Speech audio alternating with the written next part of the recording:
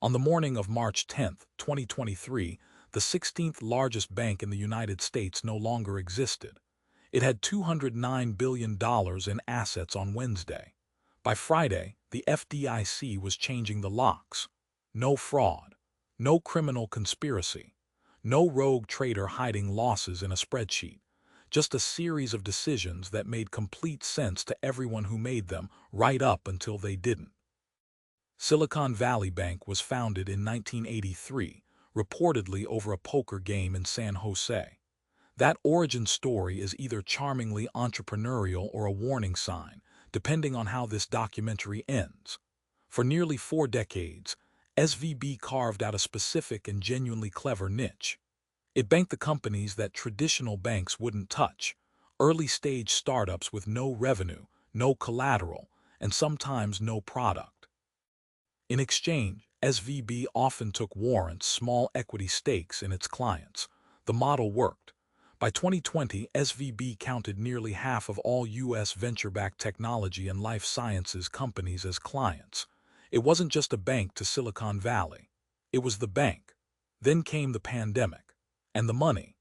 Between 2019 and 2021, the Federal Reserve dropped interest rates to near zero and flooded the economy with liquidity. Venture capital funding exploded.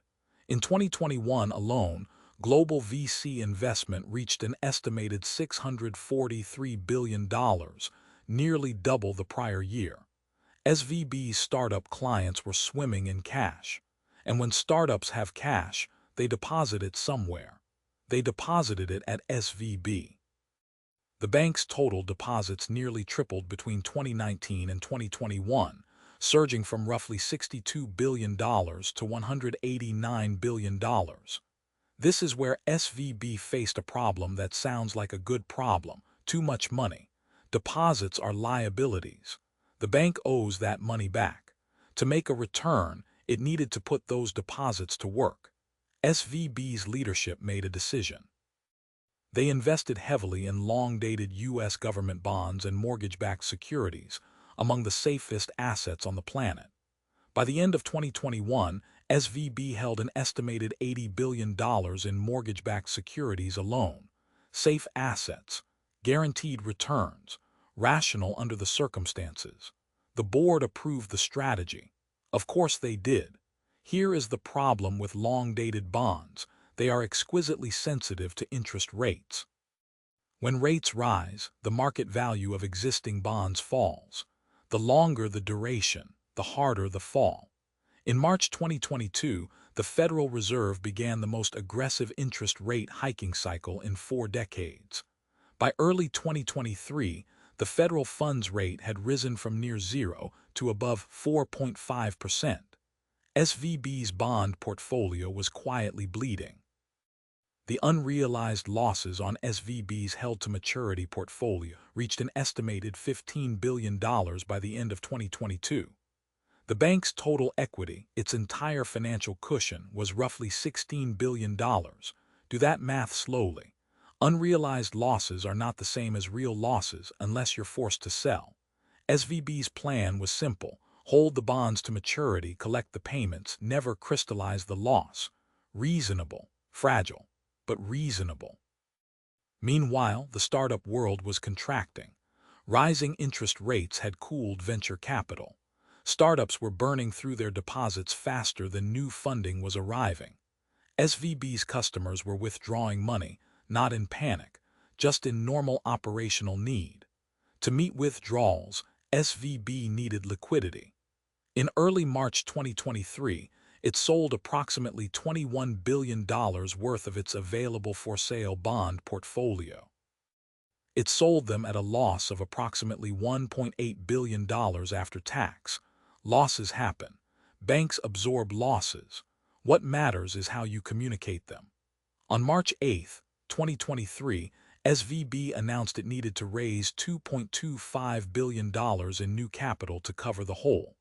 The announcement was made without first securing anchor investors, without coordinating messaging with major clients, without apparently A full appreciation of what that announcement would sound like to people who spent their careers pattern-matching the early signs of bank failures. It sounded like distress, because it was distress. Within hours, prominent venture capital firms were sending urgent messages to their portfolio companies. Get your money out. The messages spread through Signal groups, Slack channels, and phone calls faster than any press release could travel. Peter Thiel's Founders Fund reportedly advised its companies to withdraw funds on March 9th. Other major VC firms followed. This was not irrational. This was rational. That's the terrifying part. A bank run is not caused by greed or malice. It's caused by a very simple collective action problem. If everyone withdraws at once, the bank fails, so it is individually rational to be first. Silicon Valley, a community built on information advantages, understood this perfectly. On March 9, 2023, customers attempted to withdraw $42 billion from Silicon Valley Bank. In a single day. That is approximately $4.2 million every 5 seconds during business hours. By the end of that day, SVB had a negative cash balance of approximately $958 million. It could not fund the outflows. Its stock had collapsed 60%. Attempts to find an emergency capital raise or a buyer collapsed overnight. At 8:15 in the morning on March 10th, California banking regulators shut Silicon Valley Bank down. The FDIC was appointed receiver. It was the largest U.S. bank failure since Washington Mutual in 2008. It had taken approximately 44 hours. Over the weekend, the FDIC worked to determine how many depositors would be protected. The standard insurance limit was $250,000 per account. Problem: the overwhelming majority of SVB's deposits were corporate accounts, many holding millions, sometimes tens of millions of dollars. An estimated 93 to 97% of SVB's deposits were above the insured limit. Thousands of companies faced the prospect of making payroll the following week with no access to their funds. On Sunday, March 12th, the U.S. Treasury, Federal Reserve, and FDIC issued a joint statement. All depositors would be made whole. Every dollar. The decision was made to prevent contagion from spreading to other regional banks. It worked barely. Signature Bank was shut down the same weekend.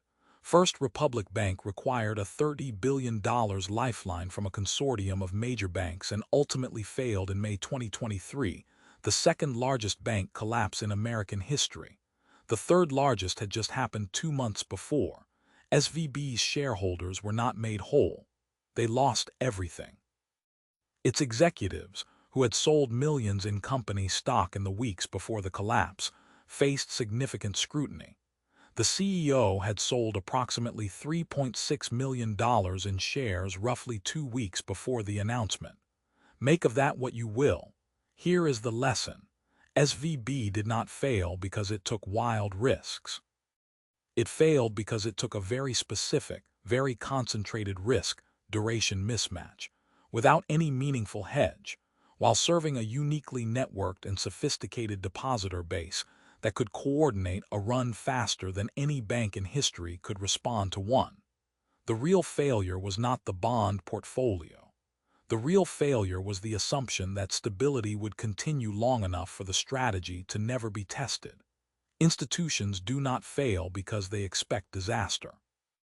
They fail because they are certain it won't come. In 40 years, SVB had built one of the most consequential financial institutions in the history of the technology industry. It took one interest rate cycle and one badly timed press release to end it.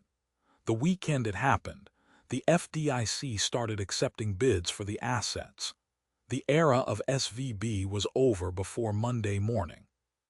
If you want to understand how First Republic Bank managed to be even larger and collapse even faster just 2 months later, that story is next. Subscribe for more hidden empires.